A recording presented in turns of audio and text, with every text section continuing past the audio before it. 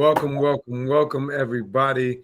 We're here for a new episode from the gutter to greatness with my guest who just disappeared for a second in the camera, but that's okay. We're excited to have her here. This episode is called "Only God Can Judge Me." This woman has an amazing story of gutter to greatness again, where she's taken all kinds of lumps and bruises, but continues to shine as the star that she is. She's a brilliant legal mind. She is someone that we definitely want to understand and hear her story, and can't wait to she tells it to us. So we have with us today Leticia Astacio. So Leticia, can you kind of tell us what do you do? And why should anyone care? Okay, well, excuse me, I'm a little bit sick. I am currently a defense attorney in Rochester, New York. I know that you're familiar with Rochester, but for those of the community that are not aware, Rochester is a small city with a pretty high percentage of people of color, and the majority of them live in pretty extreme poverty. We have a failing school district. We have a pretty dismal situation for the people of color in this society. So being a defense attorney here means dealing primarily with people of color who have had a difficult start and maybe don't have the resources or are struggling with mental health issues and poverty and lack of parents in the home. It can be a very difficult position, and I interact with a lot of people who are struggling on a regular and consistent basis. So I think that I have some insight that is helpful to people dealing with things that help them kind of transition through some of the struggles that they may deal with either with criminal law or family law. And I think that's incredibly important for our society. But furthermore, that has been my own situation. Growing up in the city of Rochester, my parents dealt with substance abuse issues. I dealt with poverty. I was the first in my family to graduate from high school. And I did that after I had a child of my own, and then went to college, ultimately went to law school, became a prosecutor, became a judge, became a private attorney before being a judge. It's just been a long road. And I think that ultimately, irrespective of what anyone else would say, I've been pretty successful along the way. And if I'm honest, it's not always very easy for people to make that transition out of poverty and, I guess, the gutter, as you would call it, to greatness and affluence and being an educated person. It's a very different role. Additionally, most people say the hardest part of being in like the boys club is getting in. And I definitely think that's true. I got in when no one wanted me, got kicked out, and then kicked the door down and came back in again. So I think that, and that's we got to get to all that. So slow down, Skipper. Like, whoa, like you said, why should you care? I'm like, let me show you something. Okay, so I get you, and y'all, she's using all her big words and her lawyer speak like I'm a little nervous, like she's gonna sue me or something. So and I know that I want to dig into it, and I know a little bit of the story. We've had some conversations in the past, and I think what is interesting also, as I want people to understand, is like you said, exactly where you came from. So you started on, and correct me if I'm wrong, but did you grow up on the west side of Rochester? Northwest. I grew up, I don't want any West Siders to come for me. I was not 14619. I grew up on the Northwest. I was always 14610. So I grew up off of Lyle Avenue on Sherman Street. Arthur Shawcross actually killed my neighbor because I was like on Hooker's Row. So yeah, that's right. I grew up. And that's acceptable. That still gets lumped into the West Side, not completely West Side. No, the real West Siders wouldn't have me. No, they wouldn't. I'm from the East Side, so but that area though, Sherman Street, has always been ridden with crime, with drugs, with prostitution. So that area was definitely rough growing up. And so, and I heard you say you were the first person in your family to graduate high school, and I think you did all of this rather, like, I know that you became a judge rather young, and it was rather quickly. What was some of that process like? Like, talk to us a little bit about how you grew up, and not even getting to some of the other things, but just what was the mindset? What was the mentality? What was it like for you growing up as little Leticia on Sherman Street? It was difficult. My parents were wonderful people, are wonderful people, and I think that they did an amazing job, but they did the best that they could with the resources they had, right? And they didn't have any resources and they didn't know how to parent. They were surviving. So life was difficult for me. It was not as difficult as it is for a lot of people in Rochester, because my parents always stressed the importance of education, and it didn't matter what they were going through in their personal life. It never was a reason for me to not do what they expected. My Right. parents could be completely strung out on drugs. It didn't matter. I needed to get up and go to school. And they would check. They would make sure. They were Right. parents to the best of their ability, and they made sure of certain things. So like growing up on Sherman Street, I wasn't allowed to have friends. It's a rough neighborhood. And my parents were like, those people aren't going where you're going. We don't want you to be interacting with people that change the trajectory of where you're going. So they didn't really let me outside of the fence. I couldn't interact with anyone. And I went to an urban suburban school. I went to school in Irondequoit.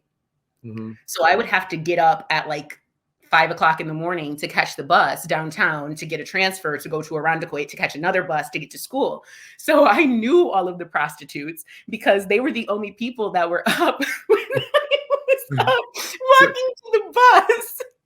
so So what? Give me one of their names. Give me Trixie's name. What was Trixie? there was one, Roxanne was her name. She was my absolute favorite. She Why had was she really your short favorite? hair. She was just so nice. She would talk to me and she would walk me to the bus stop and she would wait with me. And so this is how I got in trouble for like the first time, right? I'm like in first grade and I'm walking to the bus stop with Roxanne because she's my girl. And we're talking about life. And my mom, who doesn't let me out of the gate ever, is like, what are you doing? Because I'm walking down the street with a prostitute who's like working. You know, she's flashing people in the middle of walking to the bus. She's like, "Hey, Leticia, I'm going to get you there safely," and then turns around and says, She's like, "Ooh, I'm look at these." working, but let's go. And she was super nice. So yeah, so that was my first experience with like, no, the But neighborhoods you that know you what? live I in is think not a safe. did that frame. So and what's interesting to me is like I like to deal in experiences at times, and so it sounds like that experience may have even been something that framed why you do what you do and why you wanted to be who you are. Do you have any insight on that? Do you think that that type of experience, those experiences, did have any push or pull on what you do? You know, it's funny. I never even thought about the correlation, but I'm sure it did. I've always knew that I was interested in defense work because I'm a fairly non-judgmental person. I think that most times if a person is accused of a crime, you can see why they might have done it. You can always find a reason that that activity made sense. You know, so I've always struggled with that. I've had family members accused of crimes. I've had loved ones incarcerated, and I've always felt like it was kind of unfair, and I didn't think it was appropriate. But you're right. From a very early age, you know, I was only 5, 6 years old. It was very clear you're not supposed to do this. But I liked that person. I didn't see them as a bad person that deserved to be Right. punished. Or, you know what I mean? I felt like Right. she had a job. Everybody's got to have a job, unfortunately. Not definitely. And then so you got through and you graduate. Did you graduate high school from in Irondequoit? I did. I did. I got pregnant with my daughter when I was in 11th grade. And I actually, at that point, me and my parents were in a very different place. I was on the brink of dropping out of high school. I wasn't living at home. I moved out when I was like 14 and I was living with my boyfriend and I got pregnant. And when I got, it was very funny. I was working at Arby's. I made $4.15 an hour. I was barely going to school. And he sold crack. And that was like, yes, we're going to make it. This is like everybody's dream. We're going to be fine. I'm going to live high on the hog. And then I got pregnant and I was like, oh my God. Oh my God, I can't do any of this anymore. I Right. immediately like changed everything, started going to school, finished school, went to college, because when it was just me, it was like, whatever, I can make crazy decisions. But when I knew that I was going to be responsible for another person, it was like, I can't take care of a person and move like this. You know what I mean? Right. So I had to So change everything. So I did graduate from high school, but I wasn't going to. I was going to totally fail out. and so what were some of those thoughts, mindsets, or struggles that you remember going through? Like, because the gutter, to as I explain on here all the time, is that it's not always about where you live or where you're from, and sometimes it's where you're at, and it's your mindset, and your mindset is one that is stuck in a place that it's hard to get out of. And then you shift into a different mindset, which creates an opportunity to rise to greatness. And so what was that mindset like when you were young? Because the person that I've gotten to know here is someone who is extremely bright. I'd say brighter than a lot of folks that you probably come in contact with, and just have a very strong ability. But it sounds like you were on the verge of throwing that away. What were the struggles, or what were the thoughts that made you want to even potentially throw away your ability and your talent? I think that life can be overwhelming when you are dealing with a lot of external stressors as opposed to just like being a normal kid. And it was like, I don't want to do this. I went to a predominantly white school in a very racist neighborhood that was incredibly difficult to get to. My teachers were very frustrated with me because I was perpetually homeless and they didn't have anyone they could tell on me, right? I live alone. So yes, I'm 14, but I came to school late today because I caught 4 buses and I slept at my boyfriend's last night, and you're lucky I came. Who are you going to tell? Are you going to tell my mom? She's not going to call. I don't live with her. So how are you going to penalize me? In high school, that became an issue. My principal actually used to tell me, you're going to be the biggest attorney ever because like nobody can do anything to you. You can argue your way out of anything. I remember when I got pregnant with Jaya, I told you I hadn't been going to school. I came back to school and I was like, all right, I'm going to stop doing that now. I'm not going to drop out anymore. I'm going to go to school now. And they were like, okay, you've got in-school suspension for the next 6 months. And I was like, I'm not going to do that. If you're going to give me in-school suspension, I'm going to go back home and I'm not coming back to school. If I'm coming back to school, it's so I can do my work. I'm not going to be penalized. That's dumb. Right. And we worked it out so that instead of in-school suspension, they would let me go to class and then I was going to fail because I hadn't gone to gym. So for 6 periods, they gave me ISS and I went and did gym so that I could pass anyway. But we negotiated a disposition because I wasn't going to do it. I was like, I'm not going to forget it. I'll fail. I'll get a GED. And I guess I've always kind of been that person where if things don't make sense, I'm not going to do them. I'm going to do them my way. And I think that's just been, when I'm sure of myself about something, I'm sure my parents kind of taught me that to know what you know. Right. And when I know what I know, you're not going to convince me of anything else. So yes, my mindset changed dramatically. And then once I know something, you're going to know it too. And I'm going to convince you. I'm going to convince you. Right.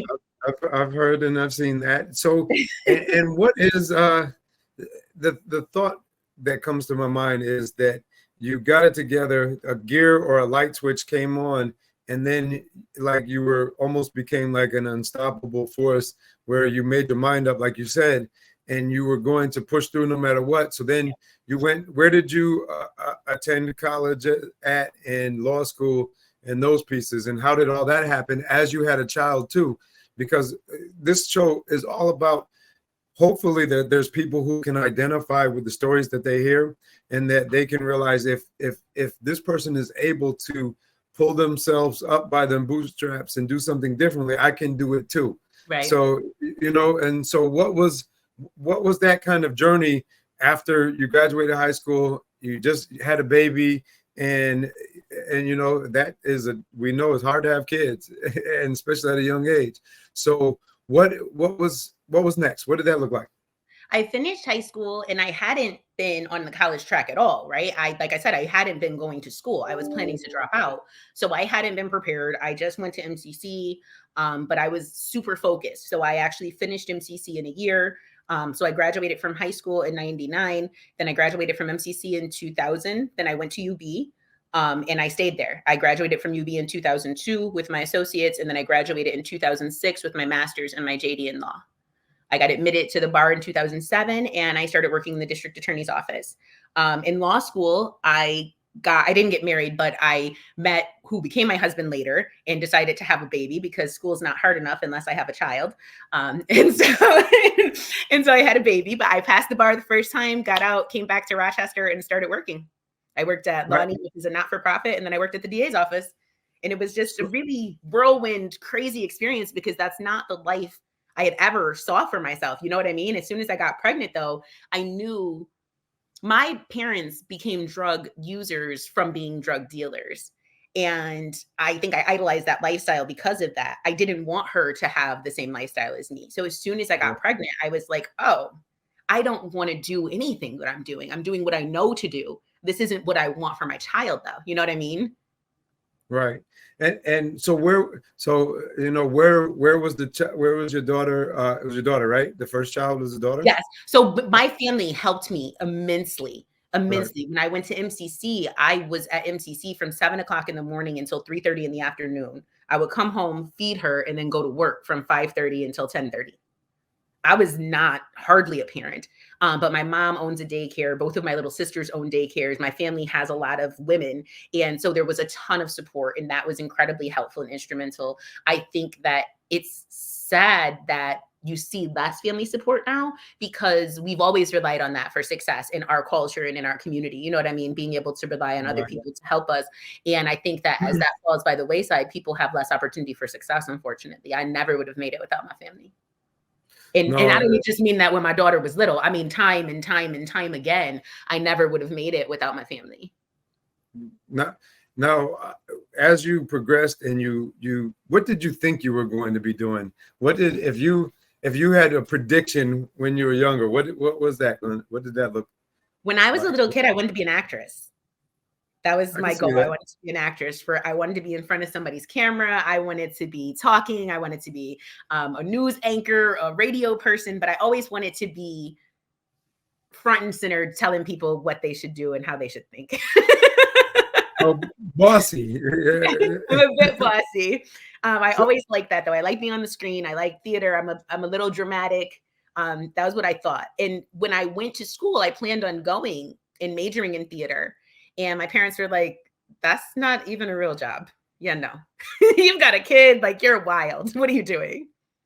So I majored in But what it sounds like is every time you refer to your parents and you talk about them, you have put them in a very positive light in terms of this conversation, which is cool. But I'm also hearing you say that they started off dealing, then they were addicted to drugs, but they still were there and supported. They still put values into you. They still put these things into you, but they struggled with their own trauma. And so like that their trauma that they had, and then the trauma that it probably created for you, what type of things did you go through because of that trauma? What trauma did it create for you? Because it seems like they really tried to do their best, even though they struggled. They totally did. And I think that I'm somebody's parent, right? And so I think that in my big grown age, I have a lot of grace now for my parents and for the fact that I think that parents do the best that they can. Having said that, my parents didn't do a very good job. You know what I mean? They did the best that they could, but they were traumatized and they had traumatic childhoods. So I witnessed a lot of domestic violence. My parents were abusive, physically, verbally. They were absent sometimes. Sometimes we didn't have basic things like gas and electricity. We were impoverished. Once they used drugs, they were using drugs. We owned our home, but my parents would fight physically. We would move out. We would go stay with somebody else. We would go back, just the constant struggles that people deal with when they're just surviving. Can you keep the RG&E on? RG&E in the wintertime in Rochester can be a mortgage on top of a mortgage. Just normal problems like that. We always had food, and I can't say the RG&E was off a lot. I think it happened one time. My house was never dirty, but my parents didn't have the capacity to parent. They did the thing. They knew very much like, you need to go to school. Go to school. They didn't know like getting to school, that is your problem. You're in kindergarten, it doesn't matter. I'm not driving. Getting home from school, that is you know what I mean? Like I remember when I was trying to go to college, I was doing the FAFSA and I was like, Mom, I don't know how to do this. She was like, so what? You're smart. I remember when I was getting my master's in social work saying, Mom, I think we've got some trauma. I think maybe we should go to a therapist. And she was like, you just got a master's degree. Therapize your own self. And I was like, That's funny. What it says to me is it's still, and what I'm gathering from this whole thing is a choice and you're choosing to have a positive perspective and outlook on this, regardless of the things that you've been through. And I think that's part of what makes the difference.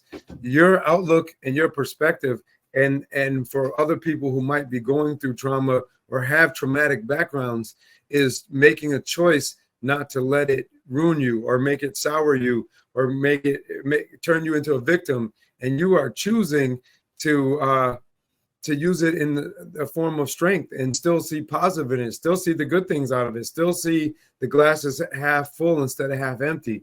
And I think that's to be commended. But I think it also says a lot about your attitude and mentality, because I waited to ask you the question that I usually ask sooner. Is I wanted you to tell your gutter story. And I wanted to get to a point knowing some of your story to where you have, you tell it from the perspective of, and you can tell it any way you want to do it. I don't want to dictate your narrative, right? But what I've found very interesting is the things that happen to you. See, for people who don't know, is that you you were a very prominent attorney and became a judge rather quickly, and you were everywhere. Like everybody heard your name, everybody knew, like, who is this Black and Hispanic girl who is now a judge, and she's young and like almost like the it girl.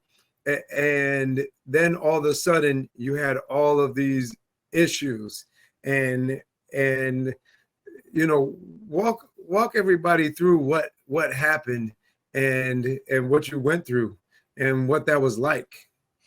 Oh, geez. I don't know. I probably have a lot less grace for this experience than I do for my parents. But that's okay, because you know what? Because it shows that you're human, and you don't have to have grace here on this show. That's the good thing is just say what it is. Well, so I was a district attorney, like I said, and I enjoyed doing that job to a degree until I didn't enjoy it anymore. So I stopped. I always knew that I wanted to do defense work. Always, always. I just feel more aligned with defendants. I feel like prosecution is based in slavery. I don't feel like it's really right. But I wanted to go to the DA's office to learn how to do trials. And because as a district attorney, you can make deals. When I didn't feel like I could make deals anymore, I left. I went into private practice. I loved private practice. And honestly, that was always my goal. I didn't always want to be a judge. A lot of people, my goal was always to have my own practice. But in private practice, I got really frustrated because I would think, okay, I have this client. I know this is the right way to handle this case. I know this is the right resolution. And I would go to the judge and the judge would say no. And I'd be pissed, like, I'm right, you're not right. And I don't have the power to make you do what I want. Because sometimes you can't win the case. Sometimes the facts are the facts and you just can't win. So I was like, I think I want to be a judge. And it came in the back of my mind and I was like, no, I don't like politics. I don't want to be bothered. Long story short, I kept having this feeling like God was telling me I was supposed to be a judge. And I'm like, this is crazy. I don't even, I kept having this feeling. And a friend of mine ran for office and all of the judges' seats were full. And I was walking back from her swearing in and I started having this nagging feeling again, like, you're supposed to run. And I was like, right. There's not even a seat. There's not even a seat available for me to run for. Like, leave me alone. And a friend texted me, the legislature just created a 10th seat for judge. Are you ready, Your Honor? And in that moment, literally, I was like, oh, I'm going to shut up. I guess I'm running for judge. I felt like it was something that God had ordained that I was supposed to do. And I don't normally feel like that.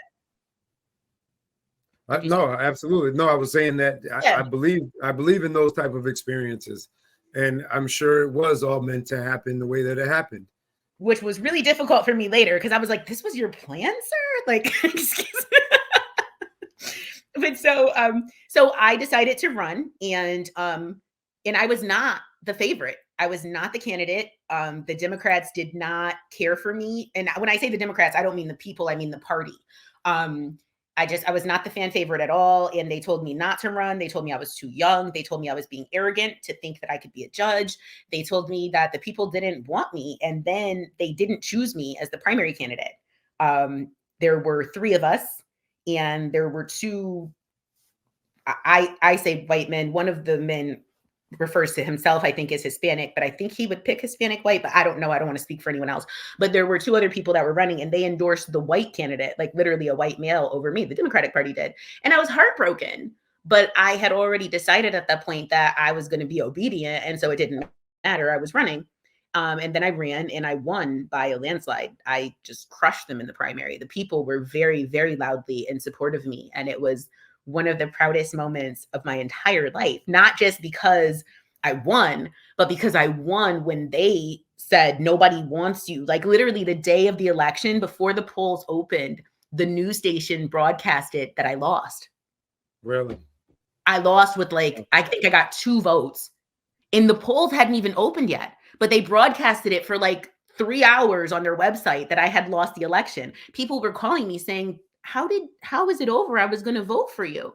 Like only in Rochester, you know what I mean? So I felt like, wow, you guys were so against me. It wasn't a neutral, like may the best man win kind of thing. It was like, F you. And I killed you. I crushed you. I'm so young. I'm so arrogant. I'm so inexperienced. And the people spoke loudly and I killed both of you. Right. So Rochester's always been very corrupt and corrupt politically in the educational system.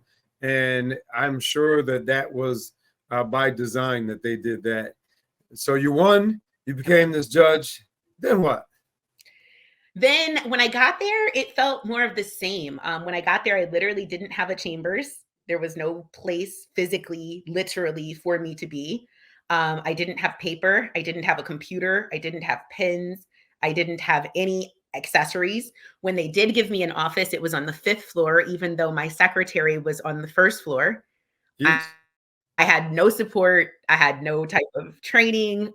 It was bad. It was uncomfortable. And my colleagues were loud about the fact that they did not pick me. They picked the other people that lost the election.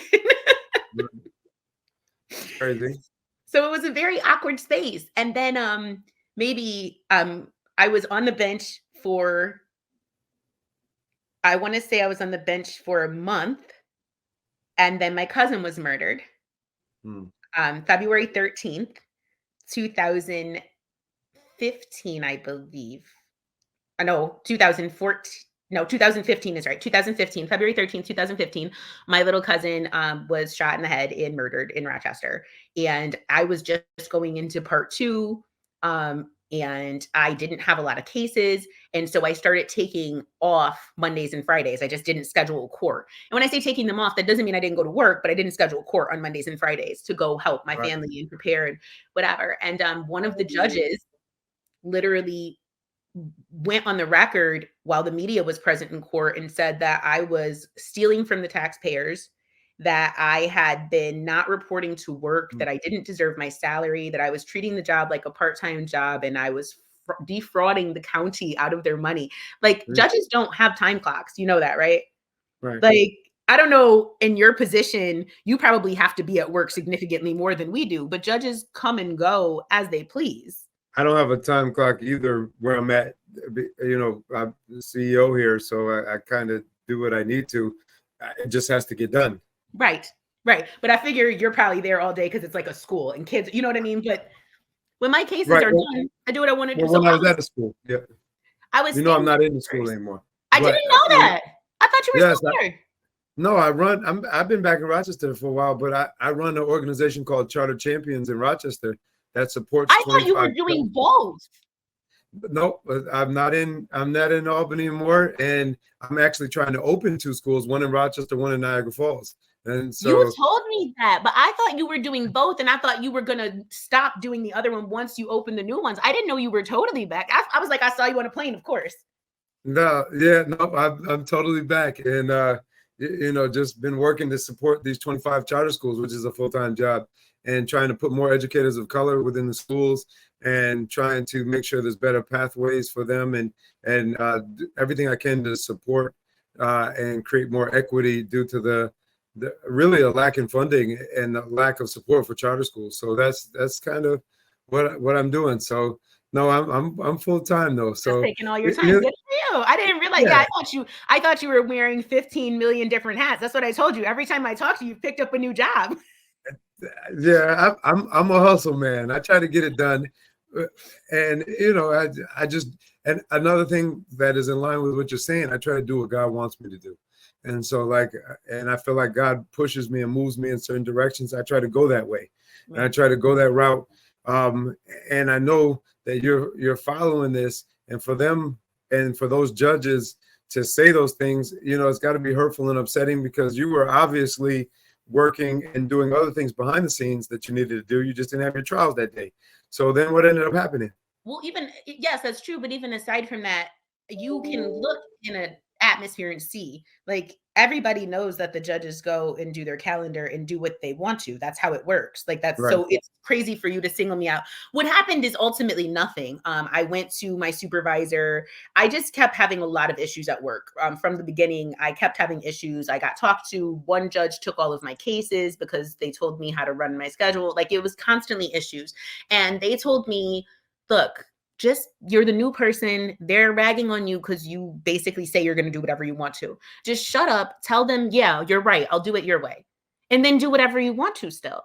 And honestly, I couldn't do it. No, that's not you. I couldn't do it. I'm like a little embarrassed to say it because they were not wrong. I should have just shut up and been like, what do you want me to do with my schedule? Oh, okay. Yes, massa. I'm going to go change my schedule right now to accommodate you. No, But you were fighting the injustice. Instead, I was like, you're not the boss of me. I'm an elected official just like you. If you don't like my schedule, stop looking at it. And if you want to talk about it somewhere, we can fight. And Rochester needs more of that, because Rochester is a place where people let a lot of things that are wrong and bad go on, and they don't stand up for it. And it's crazy because what people do stand up for is a lot of like hood nonsense, is a lot of or a lot of the wrong things. And so it's an interesting, very, very dark place.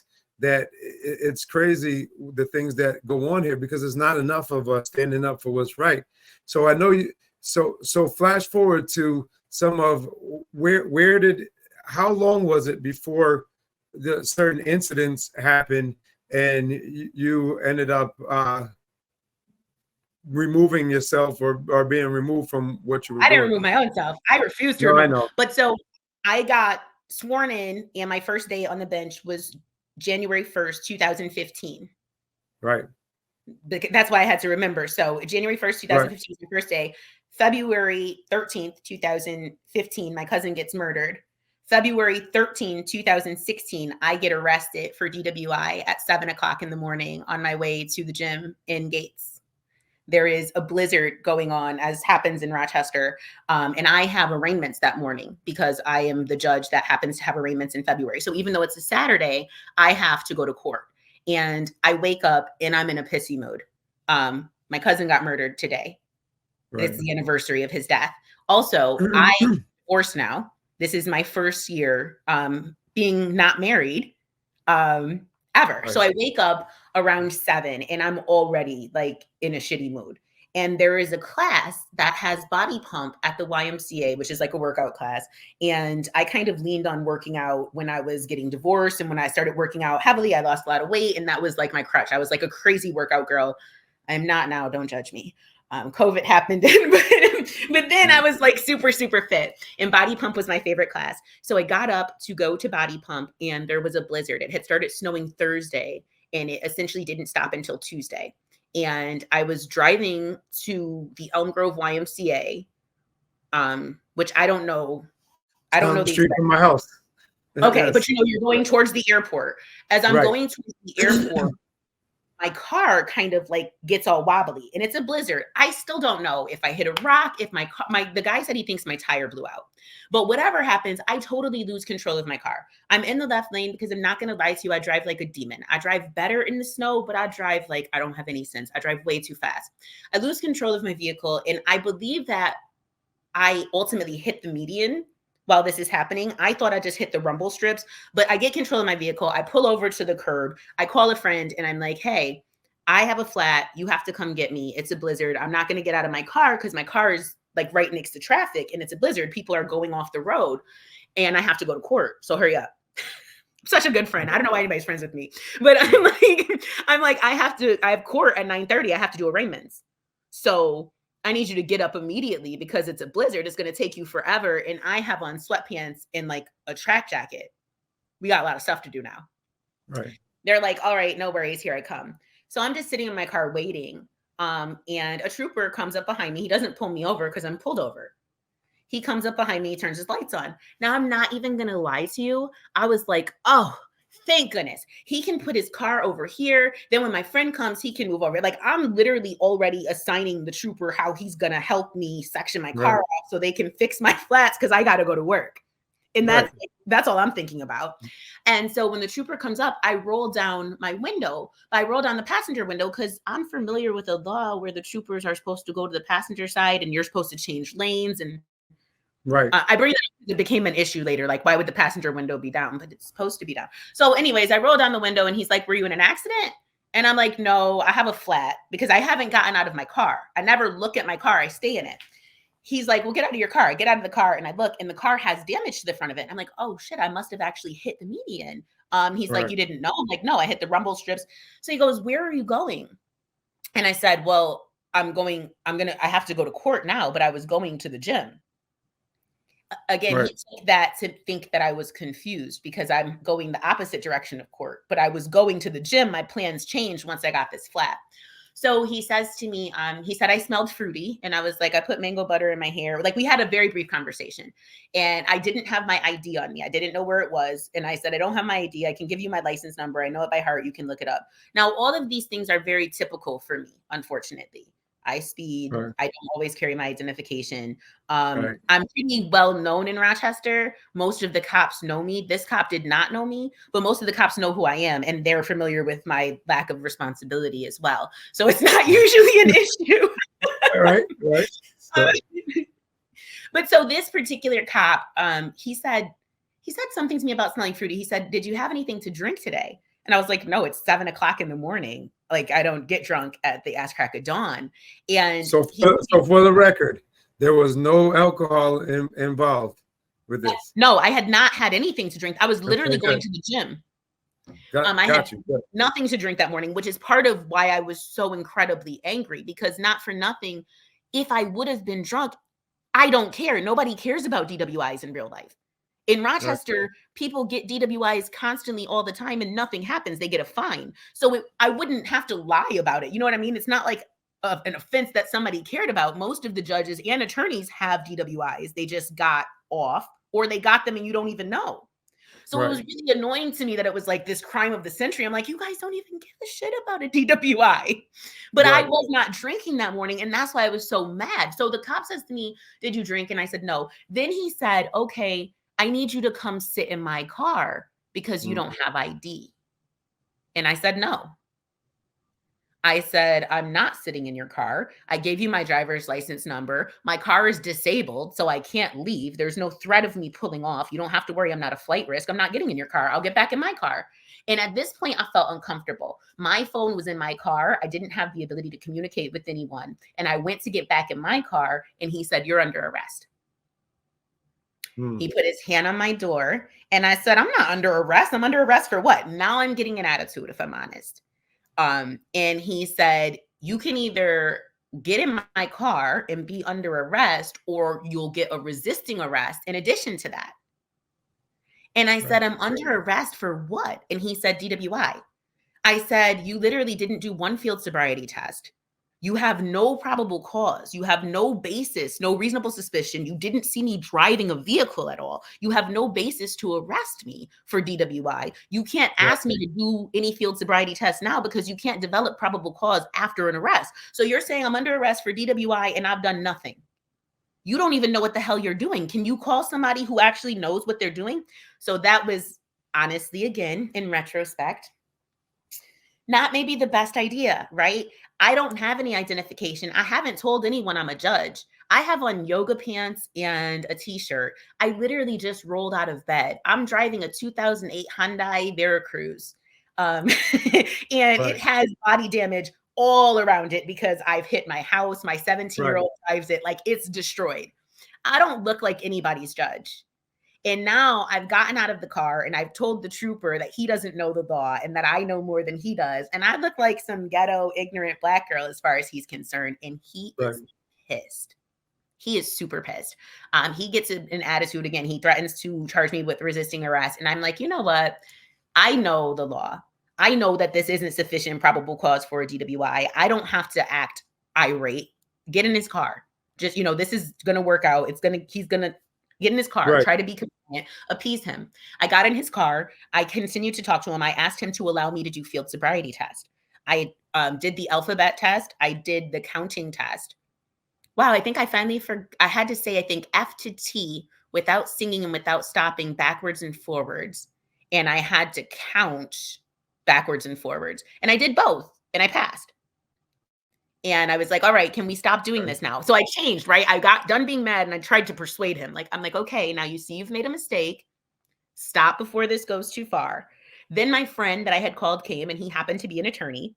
And when my friend got there, he was like, she's a judge, right? And the guy was like, no. And he was like, yeah, you really fucked up. She's not drunk. She's mad. And she's a judge and you didn't have any basis to arrest her. This is not going to go well. And I say all of that to say that, it did go well. I got arrested and I had a trial and I blame myself again because I had a bench trial and I shouldn't have. I had way too much faith in the system that had been screwing me and I already knew it would screw me. But I thought people hate judges. And I thought that I knew there wasn't enough for a conviction, so I didn't have a jury trial. And I think I'll regret that for the rest of my life. So for clarification, the bench trial is when a judge can decide the fate of guilty or innocence versus the jury deciding it. Is that accurate? Yes. And in my case, I would have had a jury of 6 of my peers, and I could have had an all city jury. So it would have been only city residents who got to judge me. And I really, really wanted to do that. But my attorney was adamant that there was absolutely no way the judge would convict me because there wasn't sufficient evidence. And I knew as an attorney that there wasn't sufficient evidence. So I already felt confident about that. And I didn't feel like I could trust myself in terms of making decisions like, should I trust the judge or the jury? Because I knew I was very emotional. I hired an attorney because I knew that I couldn't necessarily think about the law properly, but it was very difficult because I wanted to handle my case myself. I didn't feel like anybody could possibly be as invested as me. You know what I mean? And I had a lot of conflict with my attorney in the underlying DWI, but we had a hearing and I didn't think the hearing went well. And I was like, the judge essentially called me a racist. And he did. And I was like, I don't think a bench trial is the right choice. But when we had the trial, again, it went really, really well. And I was like, there's absolutely no way.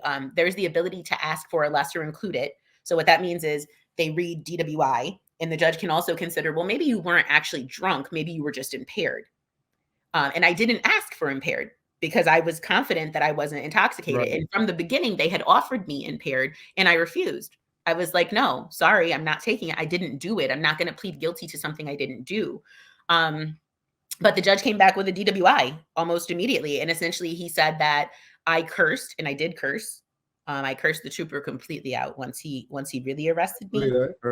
Cursed him out, up and down. I was like, you're ruining my fucking life for no reason, just because I got you angry and you didn't want to be told to, put in your place by a Black woman. I cursed him out up and down. And essentially the judge said that he didn't think that that's the way judges spoke. And he couldn't find any reason but for intoxication that I would have spoken to a police officer that way. Right. And it's so crazy because at the end of the day, I believe it came back to the fact that there were people in powers to be that didn't want you there in the first place. And so, and obviously you can only make an inference here, but my inference is that, he's part of that, especially being with Rochester politics and then did something that was corrupt. And, that's why people don't like the system. The judge that presided over my case was from Ontario County. He was hand selected by the administrative judge at that time that I had been having ongoing conflict with, that I had accused of creating a hostile work environment and discriminating against people of color in my job. Literally, I think that happened in maybe September, or I think it happened a few months before. And then in August, I was arrested and charged. And he was like, I have a judge that I can put on this case. And he picked the judge who was going to ultimately retire. And then when my appeal went up, he also picked the judge that handled my appeal, who handled my appeal, said nothing was wrong, and then immediately retired afterwards. So with the whole DWI thing, like you said, in most cases in Rochester, unless somebody gets hurt, it's usually just a fine or something small the first time. So did you ended up doing jail time behind this charge? I did. I got a fine, and then I had a violation of the DWI, and I had a million of them. I had a million gabillion of them, honestly. None of them were real except for one. There was one where I got a violation I had like an ignition interlock in my car that I had to blow into. Now, I got a million violations for that.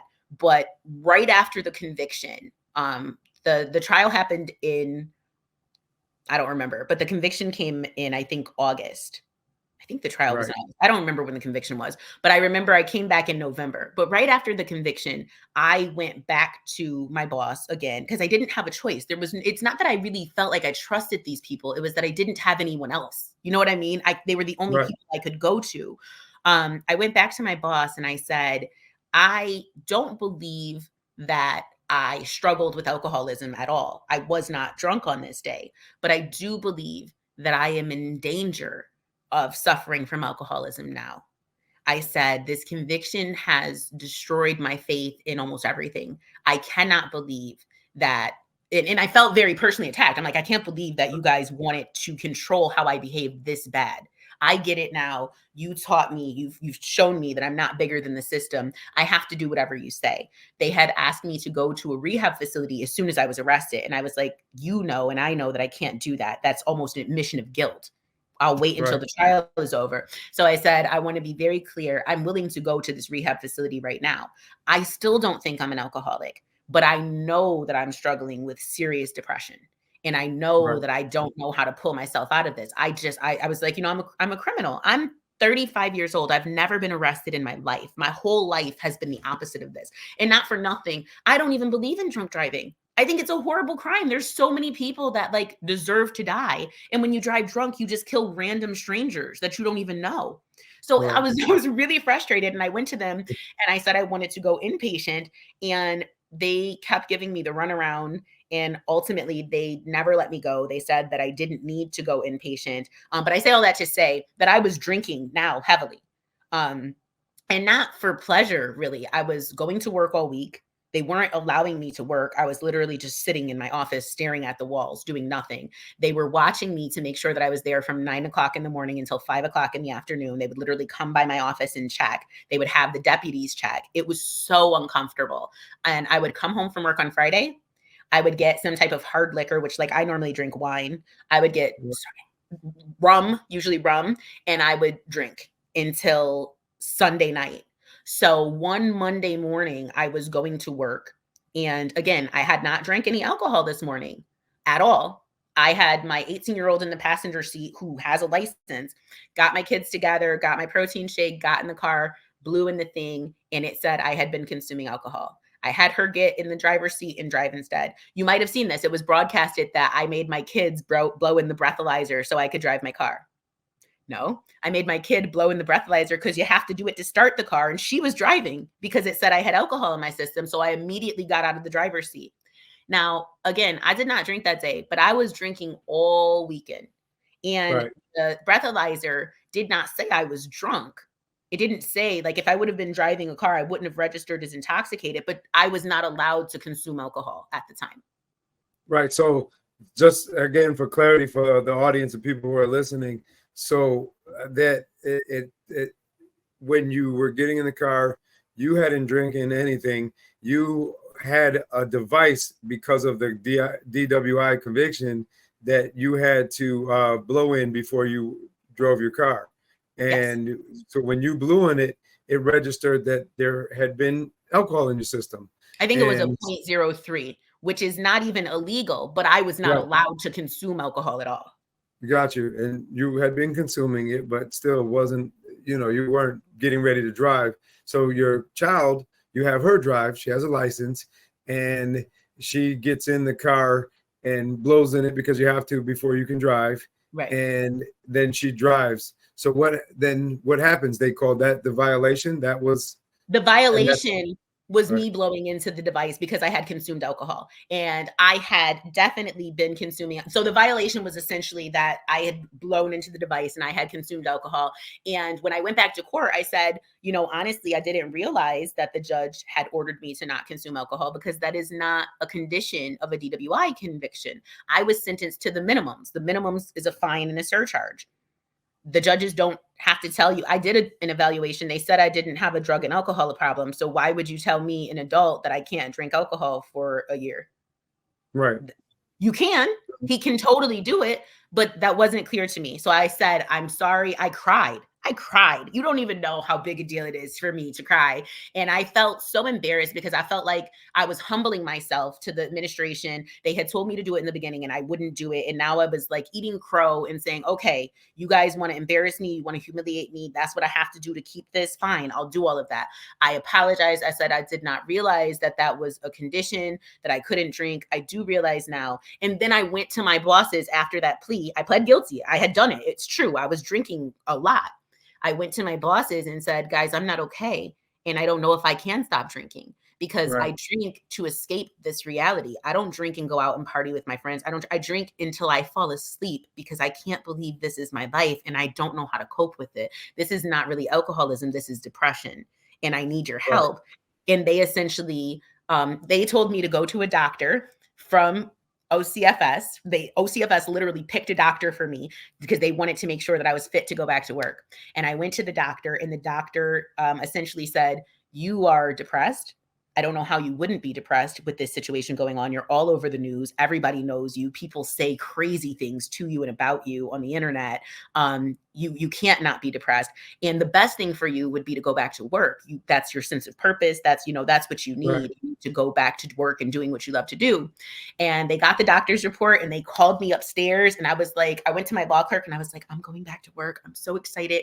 And I went upstairs and they told me to no longer come to the Hall of Justice. I was not allowed to report to the building, get my stuff, and leave. And I wow, said, but the doctor said, and they said, yeah, we don't care what the doctor said. And I said, the doctor said that I'm depressed. And the best thing would be me coming back to work. And you essentially tell me I'm not allowed in the building. So at that point, I was feeling like this is like an attack and I don't know how to stop it. Like I'm willing to take my lumps. Okay, you guys can beat me up. I lost. When you lose, you got to take your lumps. So I'm like, fine, you guys jump me in, but you can't right, kick me out. Like I didn't even do this. After that, I got arrested a bunch more times for nothing. And those charges all essentially kept getting dismissed. And then in May, it was my birthday, and I got really frustrated. I couldn't go to work. I had asked again. I couldn't go to rehab. I had asked again. And I was feeling really depressed, and I wasn't allowed to go to my job. And everyone in Rochester was saying crazy stuff to me. And I told my sister, it's my birthday, and I'm sad. I think I should go to Thailand. And she was like, I think that's a wonderful idea. I only had 2 months left on the conditional discharge. And I was like, I'll go to Thailand and I'll come back in August. This shit will be over. I'll have a great vacation with my kids to kind of deal with some of the trauma that this has caused in our lives. And right, I'll come back and it'll be over. That's a great way to fill my cup. I had read Eat, Pray, Love. I was excited. And I went to Thailand. And before I went to Thailand, there was a bad blow in my car. And it was not me. I'm not the only person that drives my car, but there's a camera. And that right. person was on camera blowing into the device to drive my vehicle, and they were intoxicated. They put it back. They went in the house. They went to sleep. Now, it's not a secret anymore because my daughter did an interview about this, and it was her. But it Right. was a big deal at the time because she was underage. And I was like, look, I don't care. How many of our kids do stuff that's wrong? You know? Right. And it was the same situation. She had gone out the night before. I had went and got her and brought her home. She had drunk. It wasn't that she was intoxicated, but it still registered some alcohol in her body from the night before. She put the Right. thing back and went to sleep. You know what I mean? She didn't, I was like, that's what I want my daughter to do. That's exactly what I want her to do. If it says, hey, even if you're not intoxicated, you have alcohol in your system, go to sleep. So that happened and I had to pay a fine, but there was no violation from probation. It happened again in May. And I was like, well, I already know what happens when there's a bad blow. I can go to Thailand. I'll be back in August. I went to Thailand. My attorney contacted me in the middle of May. And I hadn't heard from him. I hadn't spoken to him. He left me a message. He contacted me and said, you have court on Monday. And it was Saturday. And I was in Thailand. And I was like, you know that I'm in Thailand. I can't go to court on Monday. And Judge Aronson issued a warrant for my arrest. He told me on Saturday. Now, you know what? Now, you know what? I'm going to ask you, and I've only had one part two, but I think that because typically our episodes are about an hour, and I really want to dig in. No, you don't talk too much. You're talking just enough because this is a powerful story, and I think it needs to be out there, and it needs to be heard and understood. And on top of being heard and understood, I want to dig into what your experience was behind when you were actually behind bars, and then I really want to dig into the recovery afterwards and how you've worked on healing and now how you are working on helping others as well. And so I want to do that justice, and I don't want to try to wrap that up in a minute or two. So would you be willing to come back and continue this and do a part two with me here where we continue to talk about this? Okay. Yeah, know, it's funny. I told you this last time I saw you, when I saw you on the plane. I told you that I've been trying to tell this story and it ends at Thailand and I can't make it not. It ends with me coming back from Thailand and I don't know how to tell it any quicker than that. So that's fine. And we're going to pause here. We're going to end at Thailand, but you got to promise me that you're going to come back and we're going to schedule a part two so that everyone can hear the rest of the story, because you know what, this is part of your gutter, but it didn't define you, and you have been able to still move to greatness and are doing great things, and it never made you gutter. You were always great. You just went through some things, and people go through things. And you know, as I close out and I do a mindfulness minute, as what we usually do on our closeouts here, is that we so often we think that who we are and what we do defines us, and we think that it becomes the only thing that's important, and it's so much bigger than that, because even when you struggle to get somewhere and you reach that success, God can take it away from you at any moment in time, and you never know when that's going to happen. There's probably something he wants us to learn from whatever he's doing and whatever reason he's taking it away from us. If we're talking specifically about Leticia, whatever he took some of these things away from her, or he allowed her to go through these experiences because he wanted her to learn, grow, and develop so she could do something that was even greater later, because there's a divine purpose, and it's usually to teach us or allow us to learn a lesson. And so, everybody's lessons are different. Everybody has different things that they go through, and some of us reach greatness at early stages and some of us lose it. But it doesn't mean that you can't reach that greatness again, especially if you follow God's plan. So I know that Leticia is continuing to follow God's plan for her, that she's doing some amazing and some great things, that she's helping so many people. And I will argue, and I have argued with her, that there's more that she's supposed to be doing with this, from writing her book and telling some other stories that I'm putting her out there in public, that she's going to do because I put her out there. And now she's going to have to do it because, y'all, I'm committing her to actually writing this book and to finishing it, because people need to hear this and the injustices, and you need to be the voice that sticks up for us. And hey, let's make the movie too, and let's get paid off of this thing, because this thing is crazy. But with all that being said, I thank everybody from tuning in and listening to From the Gutter to Greatness. And there will be a part two on this episode, so stay tuned for Only God Can Judge Me. I appreciate you listening, and let's continue to move from our gutters to greatness, everybody.